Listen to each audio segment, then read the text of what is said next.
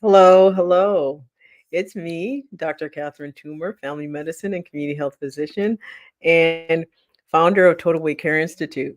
And I'm also the host of the Dr. Toomer Talk Show, which you are here today. Thank you for joining me. Um, so today I'm going to do things a little bit differently. Rather than giving you a topic, I've been getting a lot of Q&As at the end of my very previous shows. So I decided just to do a Q&A now.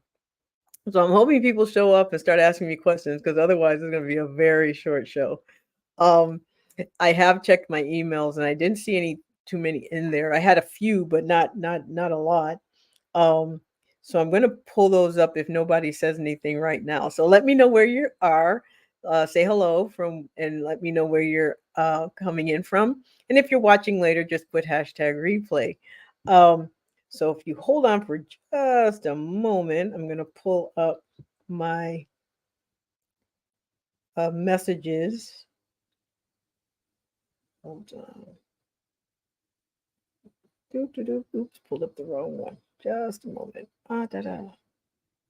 Okay. All right. So, the first question I have is, um, hold on. What does it say?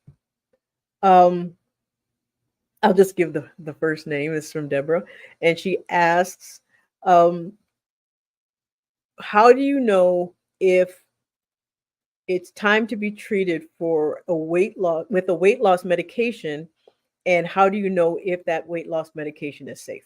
Okay. Um, so first, I'm going to say, Kwana, thank you for showing up. Hello. So there are various weight loss medications, but I'm assuming that you're asking about GLP-1s. They're the safest, most effective, and they actually treat the cause of weight gain. Many of the other medications out there really just treat the symptoms. They, suppress your appetite, or but they don't actually treat the cause of weight gain. The cause of weight gain is metabolic. And like I've always said, how you gain your weight is how you need to lose it, and how you lose it is how you keep it off.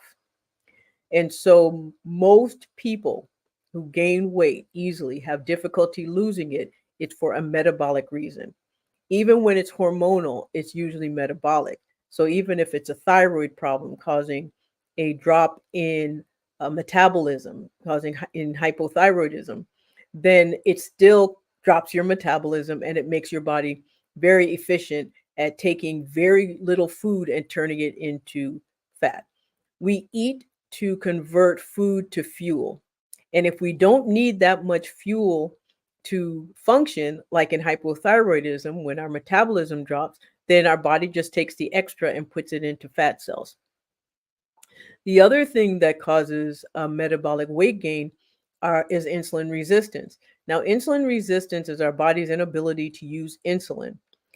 When our body cannot use insulin properly, the cells in our body that use insulin in order to metabolize carbohydrates. Um, so when we eat carbohydrates, our body breaks it down to glucose. When glucose is in our bloodstream, our body puts out insulin in order to get our cells to absorb that glucose so that that glucose can then be used as fuel. What happens though, if there's too much glucose in our bloodstream, some of it gets used for fuel, but the rest gets stored as fat. Or what happens is if there's too much glucose in the blood, our body then shoots out extra insulin. And when it shoots out extra insulin, what happens is that that insulin takes the glucose plus other things if you eat it and makes fat instead of fuel out of it. It sends it to fat cells instead of sending it to our muscle for energy. And so when you're insulin resistant, high blood sugars cause high insulin levels, which actually can't be used by the cell. So what it is insulin's like a key, and when our cells are resistant, it means that the lock is rusty or there aren't enough of them. And so that, but there are lots of different reasons that we can get insulin resistance. Polycystic ovary syndrome creates insulin resistance. Menopause creates insulin resistance because drop in estrogen creates an increase in cortisol. That increase in cortisol then causes insulin resistance. Early, pre-diabetes. You're on your way to, genetics can cause insulin resistance.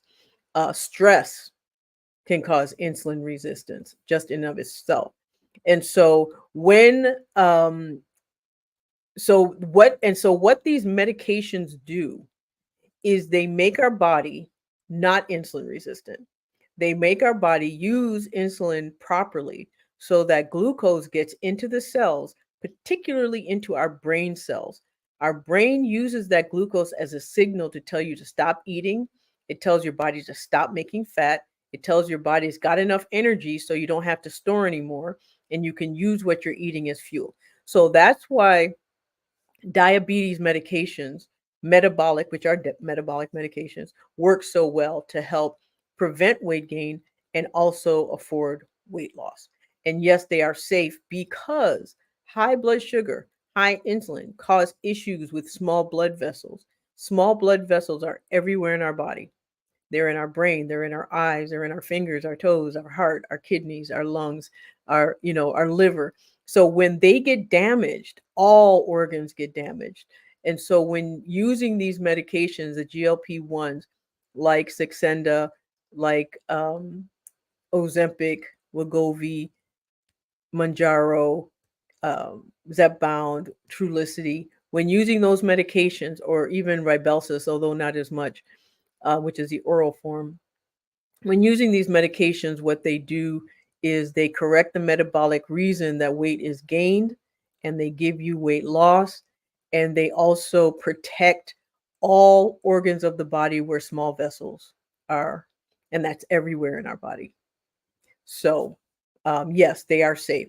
Now, before even anyone asks, I'm just going to talk about the side effects because I know that's coming next. Um, the side effects that we hear a lot about are mostly sensationalized in the press. They are rare and they definitely happen less and less than the benefits of the medication. We have been using GLP-1s now for over 20 years now. We've been using them safely in diabetics. When we started using it with um, obesity and using it as anti-obesity medication, suddenly everyone had a problem with it, which tells me it's not the medication, it's not how it's used, it's what it's used for. People are reacting to the obesity and their bias and prejudice around obesity and not the medication itself. The other thing that happened is print newspapers started dropping. And so the only way that writers for news agencies, especially the online news agencies, can get paid is by the number of clicks. Therefore, the more sensationalized the headings, the more sensationalized the article, the more clicks it got. The more clicks it got, then the more the writer gets paid or gets used repeatedly for stories because then it increases readership. And so what happens is you get these sensationalized headlines that are half truths, are true rarely, and the benefits. No one wants to hear the good stories. No one wants to hear about how GLP-1s reduce dementia, that GLP-1s reduce blood pressure, reduce inflammation, that help prevent heart attacks, that protect kidneys, that reduce fatty liver, that are mood stabilizers. They drop addiction. All these things happen with GLP-1 medications, but we don't read about those as much because it's not sexy to read about the good stuff and nobody clicks on the good stories. Um, so George asks, do you approve of use of collagen supplements following hip replacement in elderly patients? Thanks. Now, collagen. Now, when talking to, I got this question actually last time, and I asked a few people and read up on a few things. Collagen is good. I mean, it's a form of protein. Our body uses it in every single connective tissue of our body, and that includes our skin, every single space between cells that holds our cells together is by something that's a collagen derivative. Now, what orthopedists and bone specialists prefer is the costochondroitin. They said that actually helps with the joint itself. So yes, collagen's fine, but you should add the costochondroitin if it's not contraindicated, but you need to talk to your doctors about that. But that's the supplement they like to use. The other that helps is anything that helps reduce inflammation. So avoiding, simple sugars, which causes inflammation, or, reducing stress, reducing, you know, increasing blood sugar regulation in the body. All of those things help with inflammation. And so, of course, that helps with hip replacement. The other that helps with hip replacement is um, strengthening the muscles on either side of the joint. And in order to do that, it can be very difficult because often what we use are squats. Now, those can be very painful if you've had hip replacement.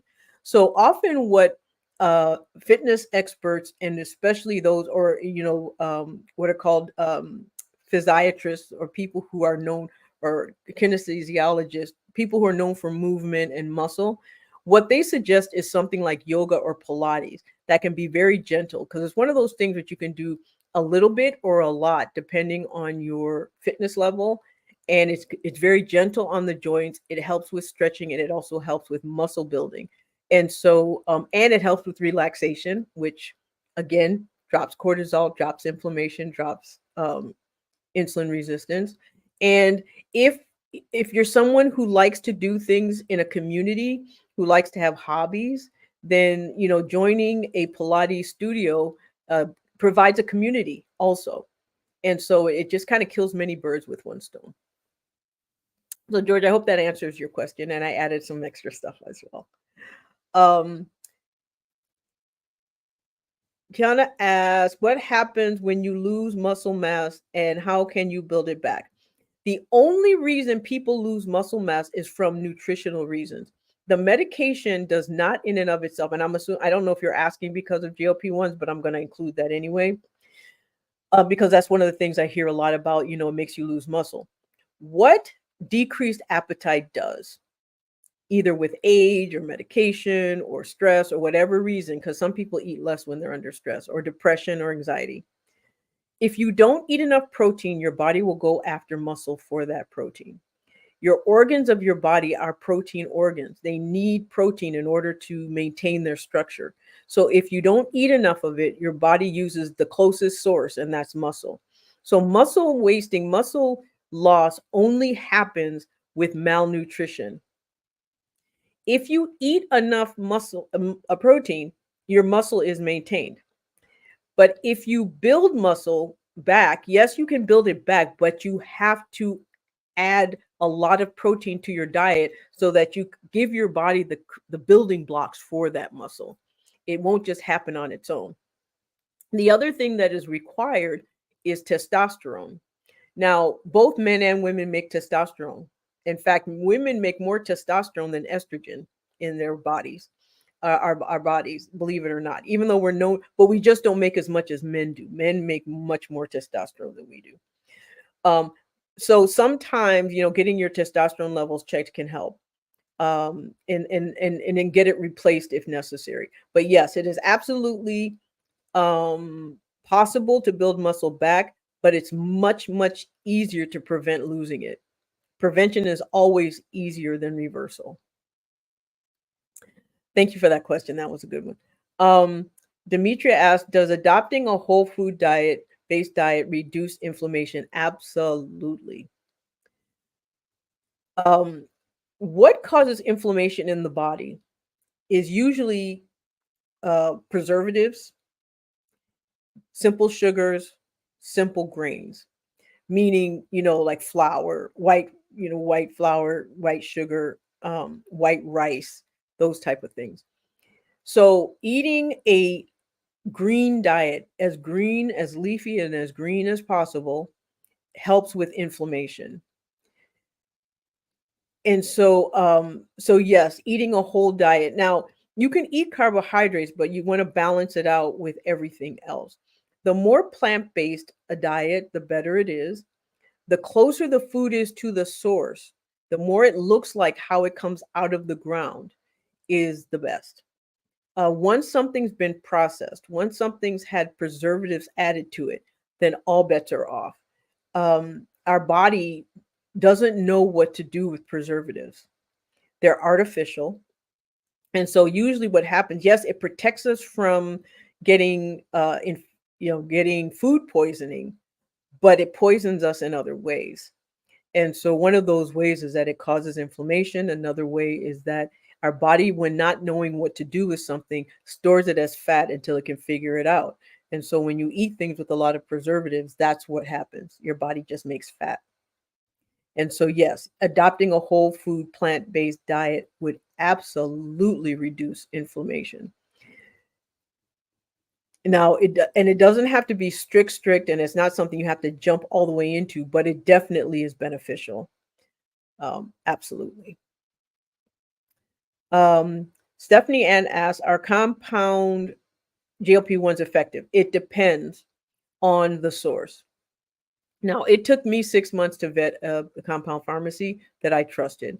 I have been using them now for 18 months, and everyone who has used them has had the exact same results as if they were using a brand medication.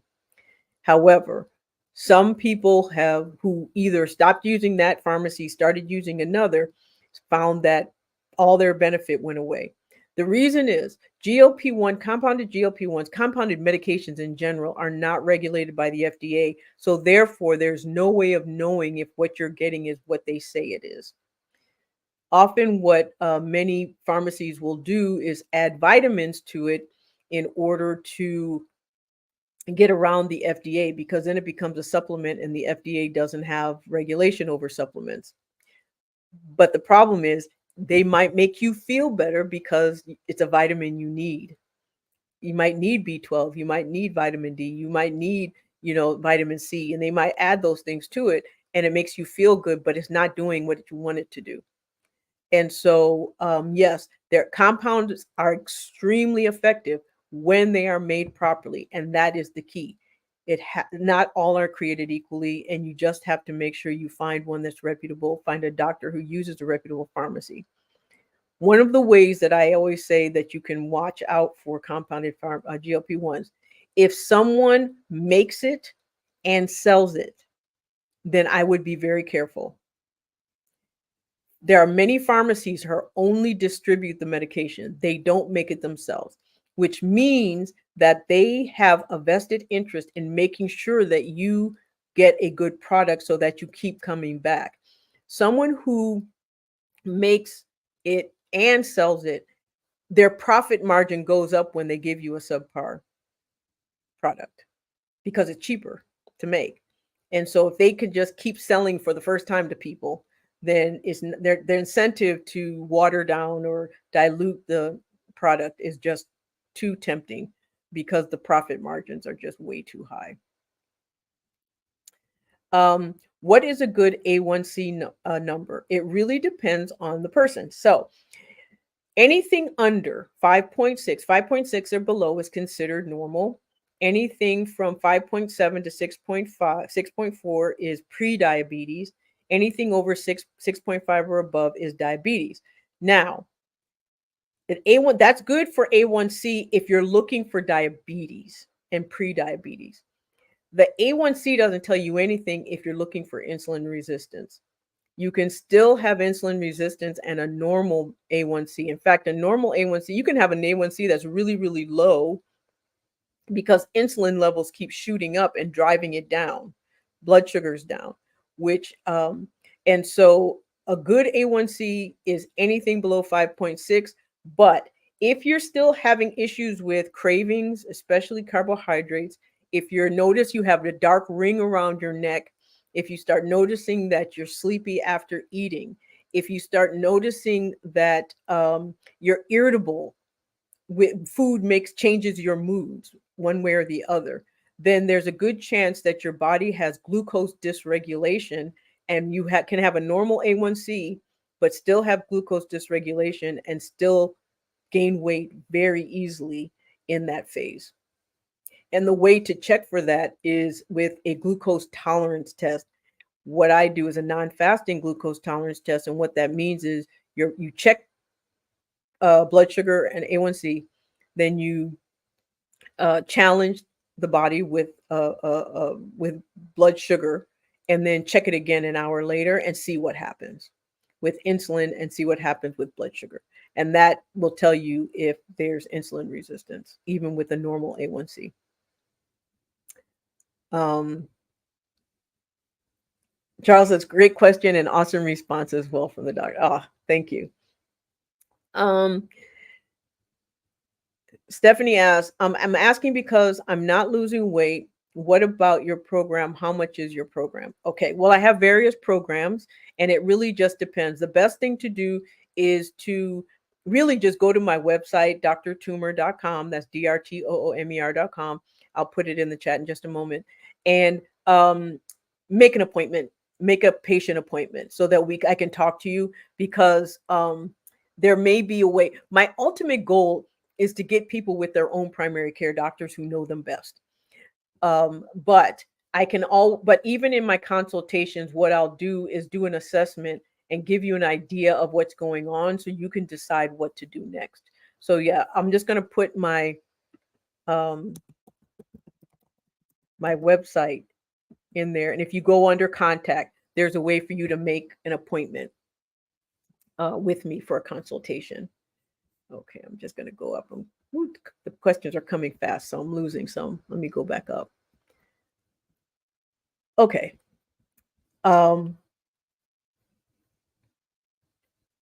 So Shelly asked, I have a question. Had my gallbladder removed last year and still have diarrhea eating fried food. Yeah, that's going to happen. And the reason is you've got nothing to stop help your body absorb fat when your gallbladder's out. So you've got to be really, really careful when eating fatty foods once your gallbladder's gone. But the good thing is, without your gallbladder, that means you can't make gallstones either as easily, and therefore it protects your pancreas. So yeah, when you got your gallbladder, for those who are listening who who aren't sure what gallbladder does, what our gallbladder does, it makes bile, and what bile does, it helps break down it helps take fat that we've eaten and breaks it down into small enough little packets so that it can get absorbed in our intestines, so that then our body can then use the fat to make hormones. Usually is what, or use it for hormones. Fat is used for nerves. It's used for various organs of the body. Our brain is very fatty as well. And then the extra is, of course, stored as fat for fuel for later.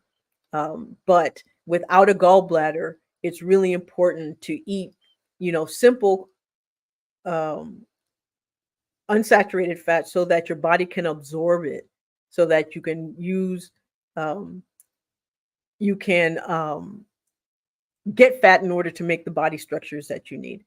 But yeah, if you eat too much, you will still have diarrhea. But I would recommend talking to a gastroenterologist or a colorectal surgeon. They are the ones who are best equipped to answer your questions about how to prevent that from happening. So Stephanie says, I'm asking because not losing weight. Okay, so you're on tirzepatide. Generally speaking, when I find someone is on a GLP-1 and it's not working, there's a couple of things happening. Either their weight is not being caused by a metabolic process, and so a metabolic medication is not treating anything. The other is it's only partially treating, and there's not enough being done in the other pillars of weight loss. You still need to build muscle. You still need to work on metabolism. Still need to, watch protein intake and sugar intake and simple carb intake. And so those things have to be maximized. The other is if stress is an issue, stress creates cortisol. Cortisol is one of the rare things that will completely override the medication if it's too high. So one of the pillars of weight loss I see overlooked the most is not getting enough sleep and not doing something to de-stress every single day. Without de-stressing, most processes are going to be overridden by a more powerful process, and that's cortisol. So if you're on tirzepatide and um, your muscle mass is too low, you're not eating enough calories, you're not getting enough sleep, you're not drinking enough water, and your stress levels are high, no amount of medication is going to work. That's just the reality of it. Can I recommend a compounding pharmacy? Most compounding pharmacies can't be recommended because you cannot get the medication from them. It has to be through a doctor. So, what I would recommend again is go to my website, make an appointment with me for consultation. And there's a couple of things I'd ask about what state you're in, um, because I have doctors that I also use the same pharmacy I do that I can send you to if it's not a state that I can practice in.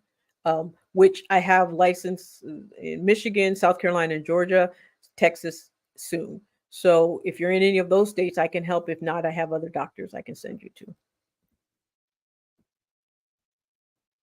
to. Chris, as you know, we can't get our meds any longer in Virginia from RX Harmony in Georgia. So what should I do to ask pharmacist or my primary doctor send this to us? Well, it so happens, Chris, I have a doctor in Virginia for you. So send me a message after this. I actually have um, I have a doctor who can get it for you. So you're good. So this is something I haven't announced. I'm going to announce it now. So those of you who are listening, so many of you have been patients of mine who I was helping get. Um, I was helping to get compounded medications. When the regulations changed, it made it hard for me to help people in states where I didn't have a license. Now, what I've done is I'm pulling doctors together from all over the country so that I have a doctor for referral to every single person who contacts me asking for help. So, whatever state you're in, if you need a compound pharmacy, I actually now have doctors who can help with that. It hasn't been completely officially announced. I haven't launched the website, but within the next couple of weeks, we will have doctors. I already have some in place already. So depending on what state you're in, I can help. Others may, I'm just kind of getting them onboarded so that they can help. So it may take a minute. But yeah, Chris, I found someone. So yeah, let just contact me and I'll get, or I'll just send it to you. I'll remember to send it to you. Um, do I provide telehealth services? Yes, I'm 100% virtual. And that is all I do is telehealth. So I help anybody anywhere that I'm licensed. And then I have other doctors that I can refer you to if I'm in a state that, if you're in a state where I can't treat. Sherry says, good evening from Brooklyn. Thank you for coming. Oh, thank you, Renee, for adding my website. I threw that in there. Thank you for the assistance. I appreciate it. Chris says, how long will it take for us to know the new compounding meds are working or not working? Thanks, Chris. So if you don't have to change from one you already know that's working, then good. If you within a couple, usually, okay, so this is what, if you're on a new compound medication, or if you're on any medication, if you remember what symptoms you were having before you started, like were you having food noise, were you having lots of cravings, were you gaining weight uncontrollably, were you tired all the time, were you irritable all the time? If any of those symptoms are there and you're on a new medication and those symptoms come back, that means that medication is just simply not working. So usually people will start to notice in about 2 weeks whether something's working or not. Um, and then, but definitely within about 4 weeks, you'll know. Lily asked, what if a person was told a month ago that they have pulmonary hypertension? Doctor actually said they have pulmonary hypertension with a number 35. However, now the number is 42. Person is trying to keep blood pressure normal, also taking Turin to help the heart. Feels tired all the time. However, started on Prolia 3 weeks ago, and also causes tiredness and weakness. This is something that you really need to be followed very, very closely by a cardiologist. Now, one of the things my cardiologist did was was use GLP-1s as a way of protecting my heart. And there are lots of different ways of dropping blood pressure. However, hypertension is one of those things you just don't play around with. If you have treatment, take it. Until you can do other things that will help, like any other lifestyle changes, things that might help, dropping salt, doing dropping cortisol, getting a nice relaxation program, daily program, because um, blood pressure. The reason correcting blood pressure is just so important is because it damages blood vessels so drastically. Every moment that your blood pressure is high, it is stripping the inside of whatever blood vessels where that high pressure is in existence. So if you think of it like pressure washing a house, when you if you take water in under pressure, it can strip paint off of brick. It strips dirt. It just strips whatever it hits. Well, our blood is fluid.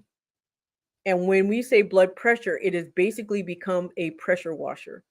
And that pressure is stripping the inside of our blood vessels, which makes them first hard and then weak, and they burst.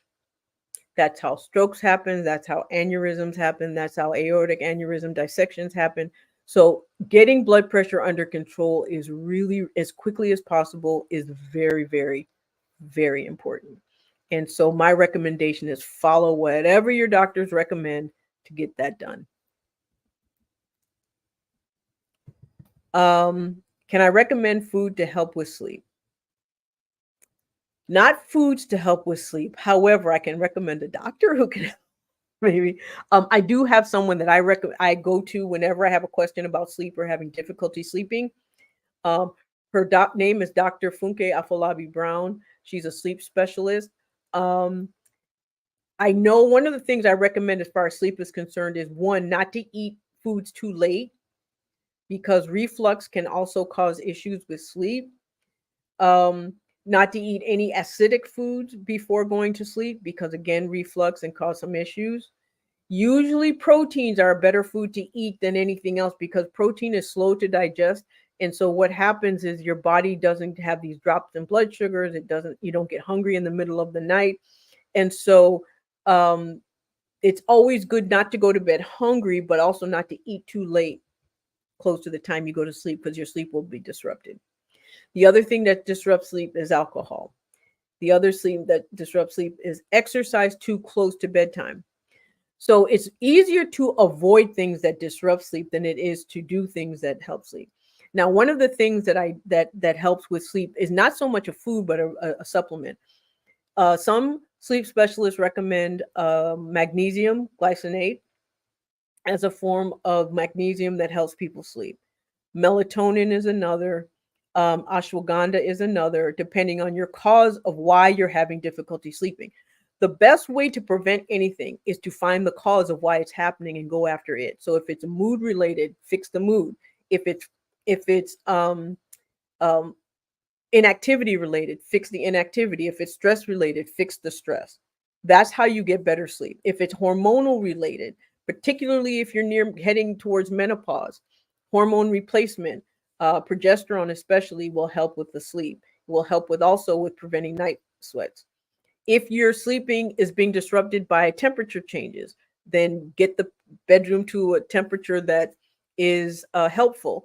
If your sleep's being disrupted because you're too stimulated before you eat from television or electronics, then get rid of them at least hour to 2 hours before sleep. So again, sleep disruption has a cause. Go after the cause.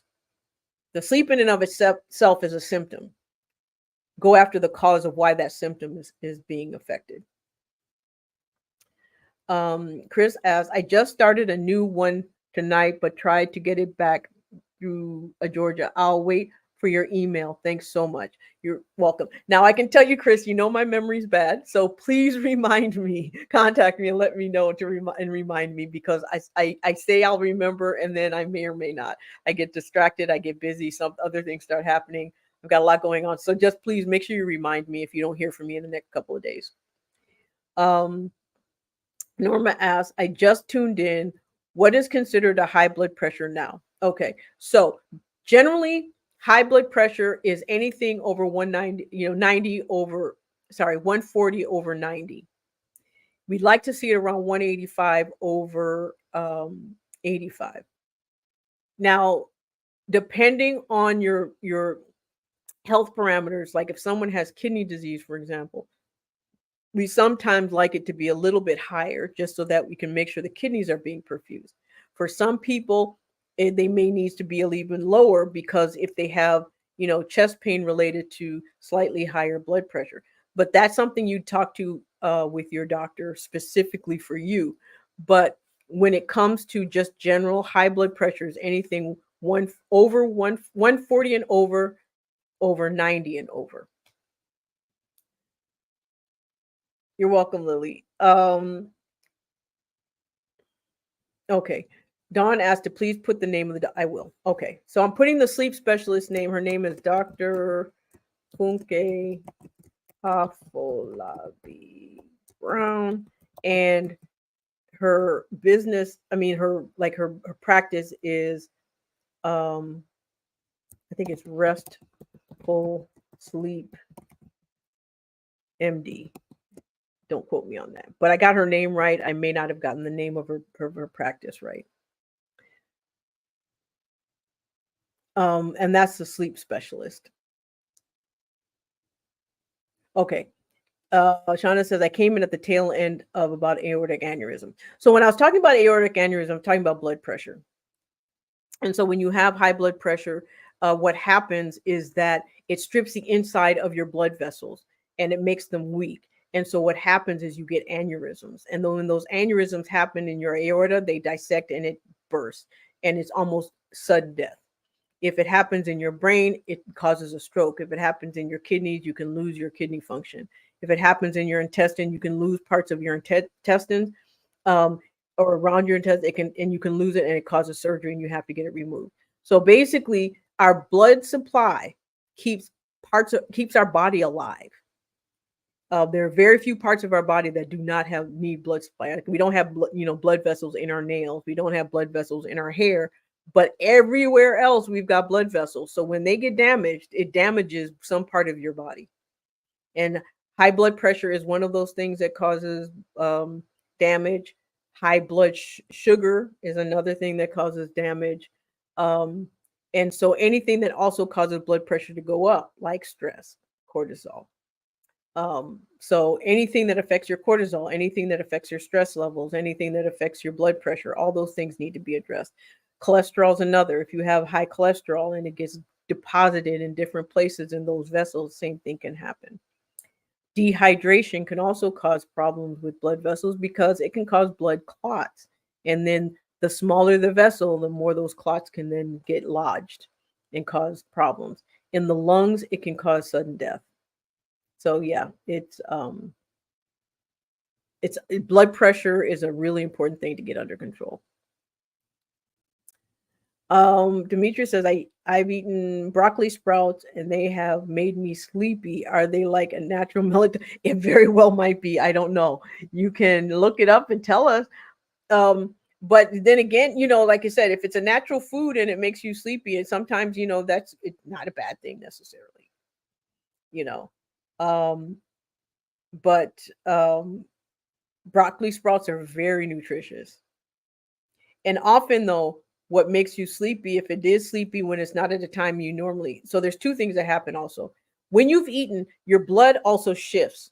Your oxygen level, your oxygen goes to your digestive system to make you help digest food. Sometimes when that shift happens, it does make you sleepy.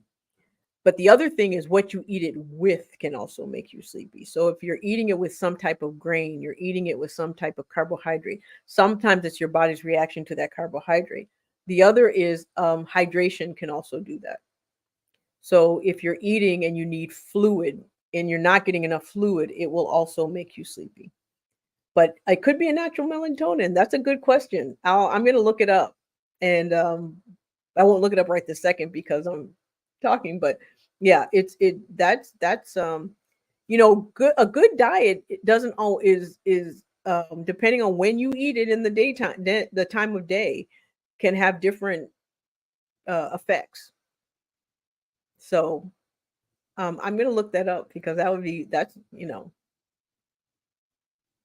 it could be also that foods that are high in magnesium can also make you sleepy, but for a good reason, not a bad one. So let's see here. I'm trying to pull it. Shawnee said, I just had one 10 months ago, ascending. Oh, wow. Um, I hope you're okay. When you say had one, you're talking about aortic aneurysm. Um, I hope it was caught. Obviously, it was caught early enough because you're still here to tell us about it. But I'm sure that your doctors have been very informative about how to keep your blood pressure down because that's really blood pressure, high blood pressure is not your friend. Keeping it down will be. So, are there any other questions coming in? Let me just see if there's any that have come in through my email. Okay. So I have one here from Sarah that asks, why does menopause cause weight gain? Oh boy. That is a subject in and of itself. I'm going to try to do this quickly. So, the reason we gain weight with menopause, especially it's normally weight gain around the middle, is because it is caused by a drop in estrogen. That estrogen then leaves cortisol unopposed. Unopposed cortisol causes insulin resistance, and insulin resistance causes fat production. So, drop in estrogen, rise in cortisol, rise in insulin resistance, increase in fat production, particularly in the metabolic region, which is basically through our middle. So that's why when we're under stress, when we're menopausal, we get weight gain through the middle. The other thing that happens is our testosterone also drops during menopause. Men- Testosterone helps us with muscle maintenance. It also helps us with our metabolism. So when you build muscle, your metabolism, so you burn off more calories just from minute to minute. And so when you eat food, your body's more likely to send it to your muscles for fuel rather than send it to fat cells to make fat. And so, but when our testosterone level starts dropping, we start losing that muscle mass. And so, therefore, we start losing that ability. So that's why it's really important. If you're in your mid 30s, not I mean if you're in your mid 30s or older, but definitely younger, but the muscle, and I'm going to say this very clearly, the muscle you build now will determine your independence later. The main reason that people are not independent when they're in their 80s or 90s or when they're in wheelchairs, they're bedbound, is because they don't have enough muscle to maintain their balance or to maintain their mobility or to maintain their daily activities of living.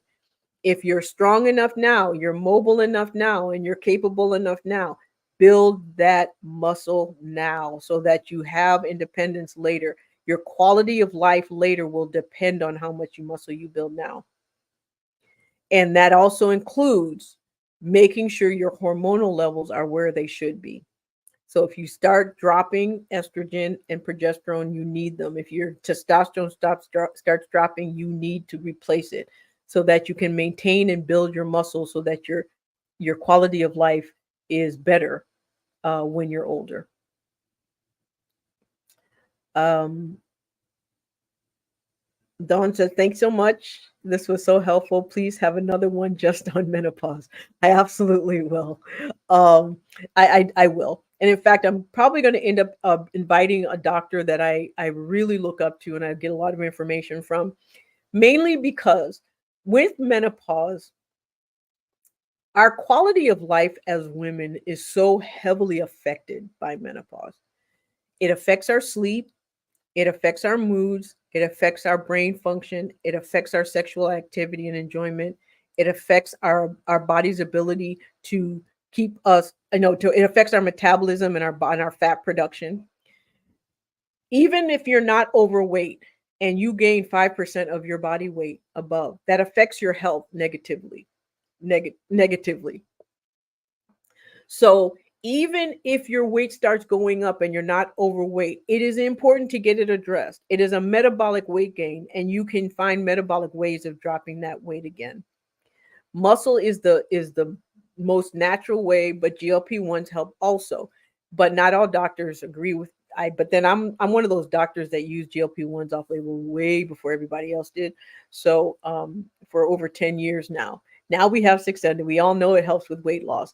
But there was a time, believe it or not, that people didn't know that GLP-1s could help with weight loss. Those of us who did know and were using it were telling everybody, and then of course the pharmaceutical companies started to listen. But yes, with menopause, it's so important to understand it and to treat it and to address it early, because it does cause a lot of health problems when left unattended. And it does. I mean, menopause is caused by our estrogen dropping. We as women are estrogen driven animals. So when we lose our estrogen, we essentially lose part of our life, and it shortens our life actually. So yeah, I will do another on estrogen. I mean on menopause specifically. Sherry said, "Thank you for your willingness to share this valuable information." It's I don't consider it a willingness. I consider it an obligation.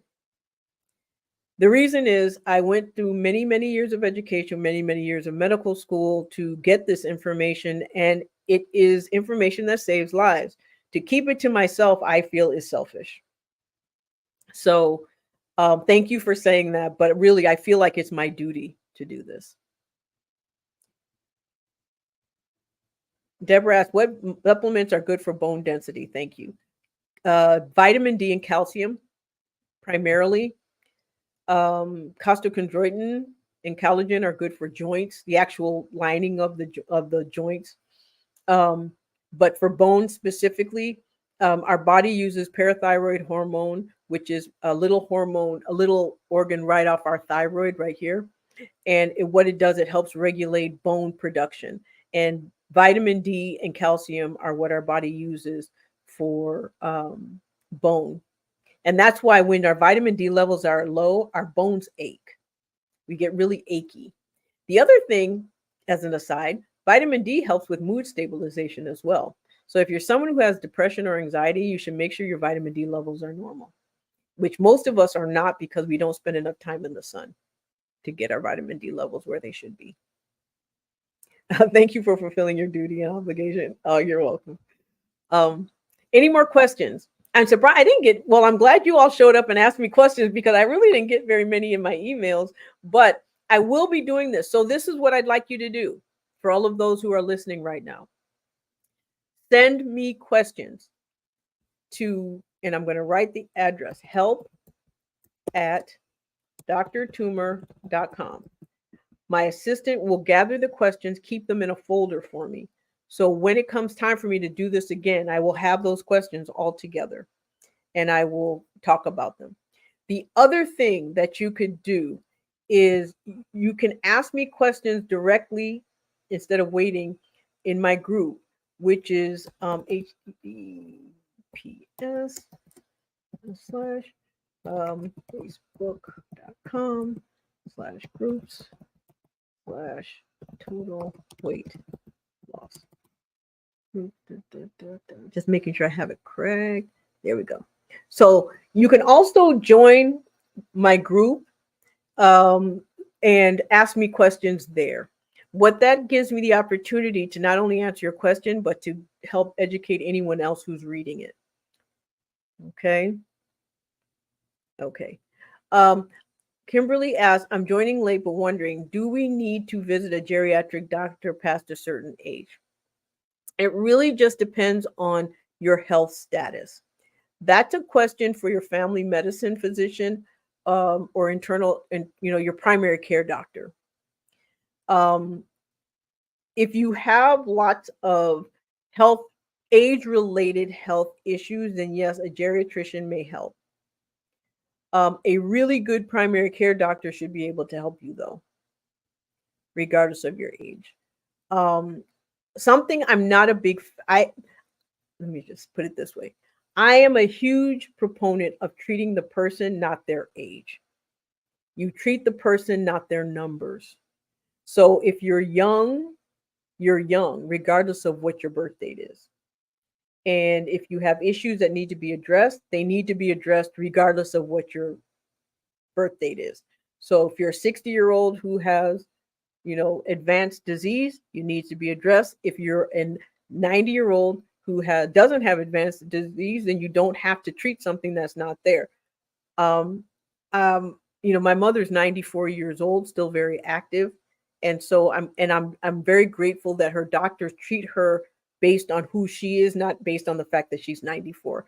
Otherwise, we probably would have lost her because there are a lot of things that wouldn't have been done had people been said, "Oh, you're 90, why bother?" They bothered, and she's still here, and we still enjoy talking to her often. Um, so Denise asks, am I licensed in Pennsylvania? No. Do you have an opinion on Red Rock Pharmacy? I do not know what that pharmacy is. I'm not in Pennsylvania. I do have a doctor for Pennsylvania, however.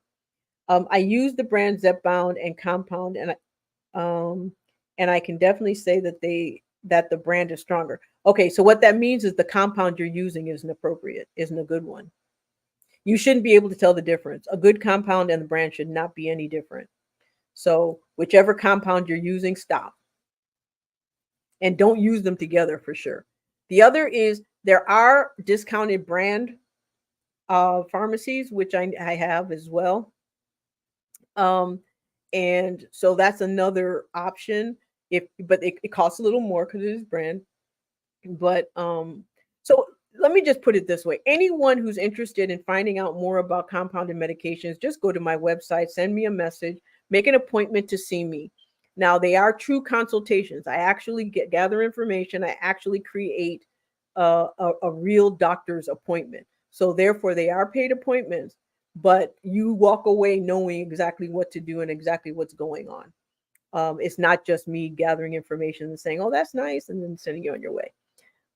And then from there, I can say what the options are. And one of those options can be take this information back to your primary care doctor. That's also an option. These are the tests you may need. These are the medications that may work for you. These are your options on how to get those medications. And then you can go from there and decide what you want to do next. Okay.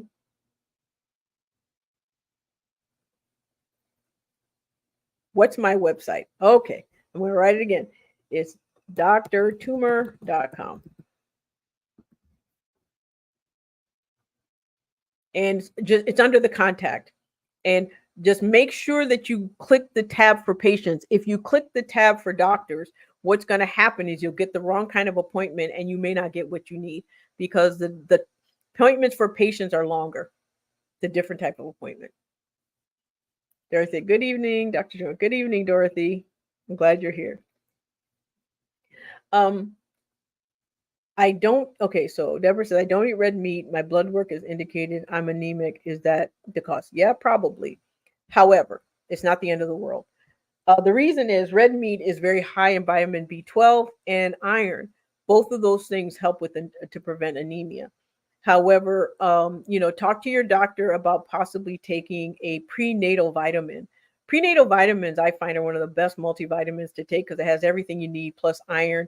I mean, when you think about it, it's all the nutrients you need to grow another human. So they often really, really, really well as in our human, in the adult human. So, but ask your doctor because it's easily fixed. Anemia is not something you have to live with. However, if you live with anemia for too long, it strains your heart. And when you think that anemia means your red blood cells are low, your red or the components of your red blood cells that carry oxygen is low. When our body parts don't get oxygen, they die. So being anemic is not a benign thing. It should be corrected. It should be fixed. And Prenatal vitamins are a good thing if you can take them. So ask your doctor if they're okay for you, and make sure whatever your doctor suggests that you do in order to correct your anemia. So when someone says, "Oh yeah, I checked your labs and you're a bit anemic," don't let it stay there. You have to do something about it. Tell them, ask your doctor, well, what are we going to do about it? Oh, and if they say, oh, we're just going to watch it. Oh, no, because what you watch is you deteriorate. And that's not a good thing. So anemia is serious. It may not kill you today, but it's definitely detrimental to your health. And so you want to make sure it's corrected. As someone who has been anemic and not anemic, I can tell you, yes, it is very important to um, keep anemia at bay. Any other questions? Okay. I've been going to my primary doc. My age is 50. I have a suggestion. Do need to find another doctor. I couldn't tell you that. Um, that's something I would never tell somebody they have to find a new doctor. I would say, make sure that this is what I would say. When you go to your doctor, you should feel like you're being cared for. When you go to your doctor, you should feel like you're being taken seriously. When you go to your doctor, you should be feeling like you're a person and not a number. When you go to your doctor, you should feel like your questions are answered. Make sure you write them down. Anyone who hasn't looked, now I did a video a couple weeks ago on PPQRST. What that is, it is a way for you before going to your doctor's appointment to write down the things that will help your doctor make decisions. It will help what we are essentially are problem solvers. We're puzzle pieces. We're puzzle solvers. The more information we have, the easier it is for us to solve that puzzle. But that information comes from you. So the better historian you are, the better you give information, the better we are at fixing whatever's going on. So if you go to my YouTube channel and look under, and it says, help your doctor with PPQRST. Listen to that. What that is, it's a list of questions that you can answer before going to your doctor. So that way your doctor has a better idea of what's happening. If you feel like you're being listened, and then from there, you can go from there. But there's nothing wrong with getting a second opinion. There's nothing wrong with finding a new doctor, but just know when you change doctors, the doctors often start all over again. We follow certain regimens we ask certain questions, and unless we have those answers that we're comfortable with, we won't move on to the next step. So when you go to a new doctor, often what they'll do is they'll start at the first step again because they want their own answers to their own questions. So often, sometimes staying with the same doctor and being able to progress a little bit farther down the process is better. Shauna says, do you recommend the GLP-1 injection? I'm a GLP-1 expert. I am a huge proponent of GLP-1s. I've been on a GLP-1 myself for over 10 years. I've been prescribing them for over 10 years. I have watched people have miraculous recoveries of all different types of ailments on GLP-1s. I can count on one hand the number of complications I've had. Most of those were related to the underlying disease of diabetes, more so than the medication itself. GLP-1s have been a game changer and a lifesaver. And the only thing that's sad is that it's been tarnished by diet culture. It's been tarnished by bias and prejudice of obesity that have been superimposed on the medicine. And so we're just getting a lot of misinformation, a lot of sensationalized information that is just simply not true, or it's half true. And unfortunately, there are a lot of people being scared away from a medicine that could save their lives. How do I get my doctor to give me bioidentical estrogen? I'm 50 and feel like I'm losing my mind. Okay. Just so you know, all estrogen medication is bioidentical. All bioidentical means is that it is identical to the biological hormone that your body produces. So no matter where you get your estrogen, even if it's brand estrogen, it is bioidentical. That's Bioidentical has estrogen is a marketing term that has made um, marketing being what it is a why my camera's getting all wonky. So by marketing, you have to understand that often with marketing, we it pokes at our insecurities and it pokes at our fears and it pokes at things that make us think that what we're getting is not good enough. And so one of the things that marketing has done is made us think that brand estrogen is somehow dangerous, is somehow not good, and bioidentical, which means compounded estrogen, which again means you have no idea what's really in it, estrogen. So best thing to do is to go with the medicine we already know works, that the FDA has proven works. The FDA um, had tested. When you go with a compounded medication, you really don't know what you're getting, honestly, and it has to be vetted in a way that most people don't aren't capable of vetting. And I can understand as someone who's 59, yes, I get it. Just go to your doctor, go to your gynecologist, go. There's also another doctor you should follow.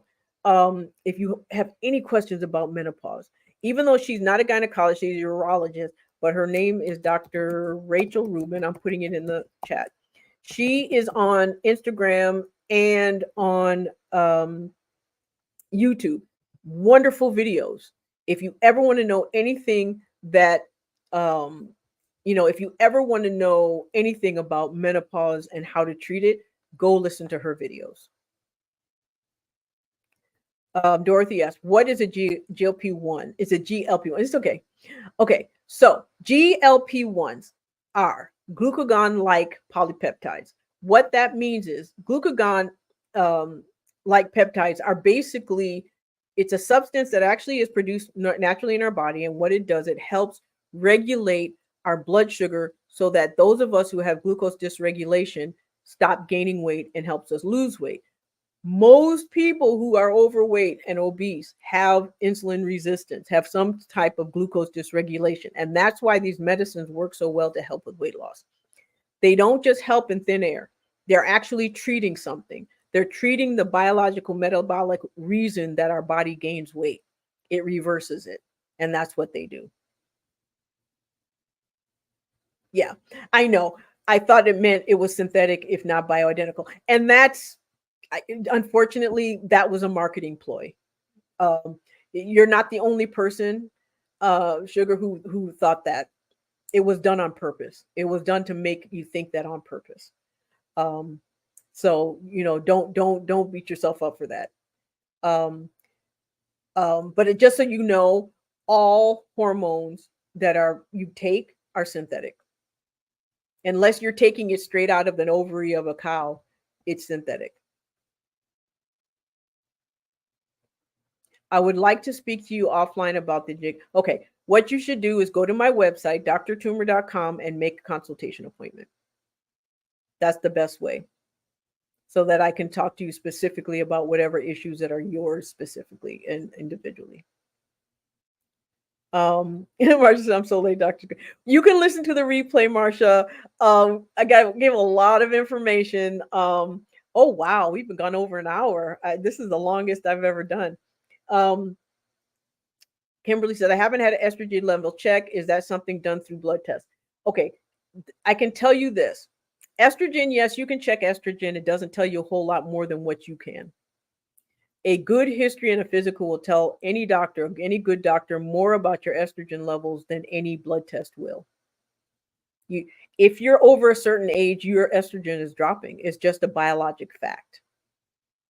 If your periods are irregular after a certain age, your estrogen is down. It's a biologic fact.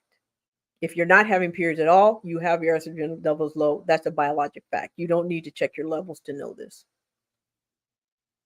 Your body, you have symptoms that are already going to tell you if where your estrogen levels are. And most blood tests aren't going to tell you because they fluctuate from time of the month. They fluctuate during the day. So just getting a blood test isn't going to tell you much if they're normal. It will tell you something if it's zero, but then your no periods will tell you it's zero already. So a good history is all you need. Doris said, what if you take a probiotic? Probiotics are good.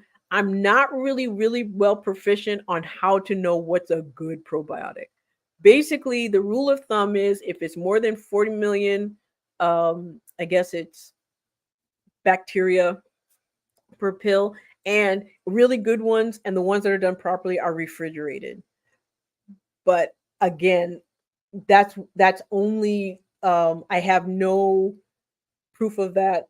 I can't tell you any studies about that. I just know that that was the rule of thumb that I've always used. However, that formulations change, medications improve, even supplements improve. So there could be some really good probiotics out there. Gastroenterologist would be the person to ask.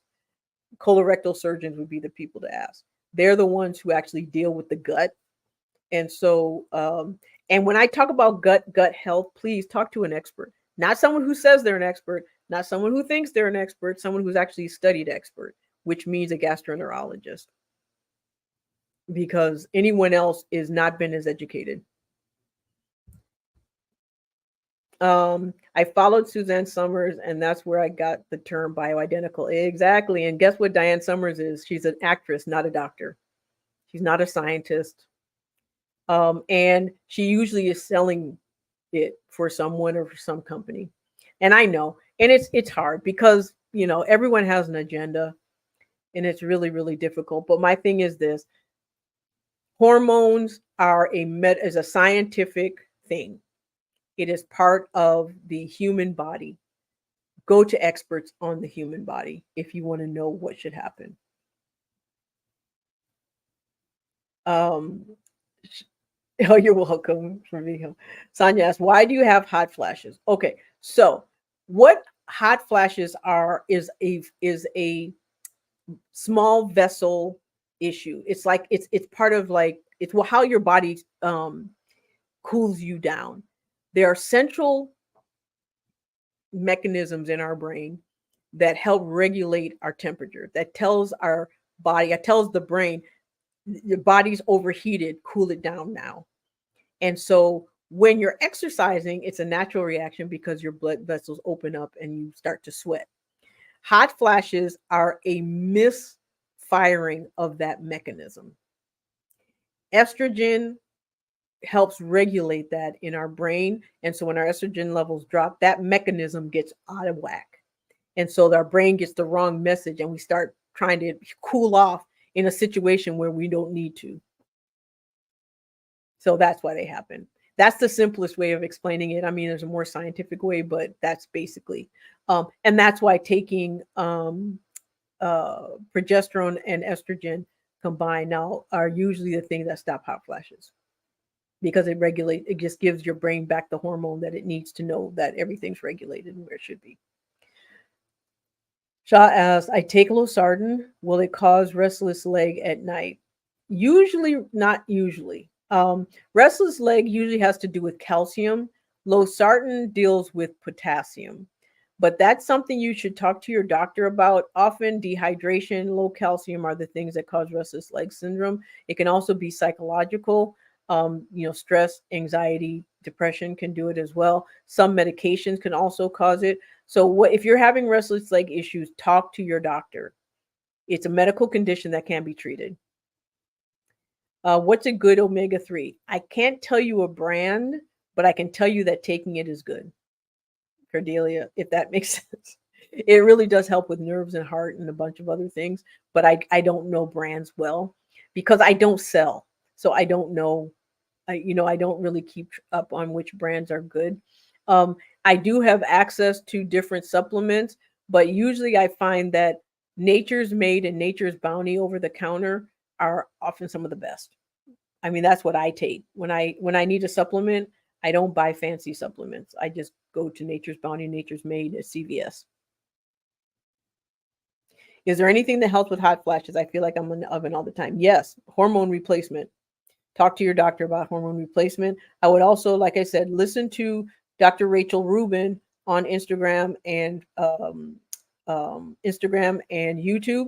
She has a lot of information on how to help with that. And so it's information you can take to your doctor. Okay. Well, this has been great. I don't want to keep you any longer. I actually have other obligations at 7:30, but that's okay. I will do this again.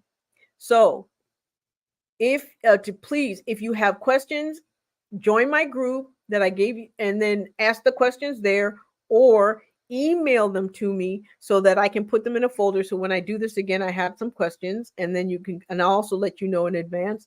And then, but that's the best two ways of getting your questions answered at any time. You can also follow me on YouTube. I do check the comments. So if you subscribe to my YouTube channel, I will, you can, send me messages there and I'll get them and answer them as best I can. If it's something that requires a longer explanation, I'll just do a video on it. So I do videos even outside of my Tuesday evenings. So and as you can tell, I like to teach. I feel it's like my obligation, it's my responsibility and my duty to do that. So if you have questions, I don't mind answering them. I really don't. All right. Well, thank you so much for coming. And I will see you next Tuesday at Dr. Toomer Talk Show.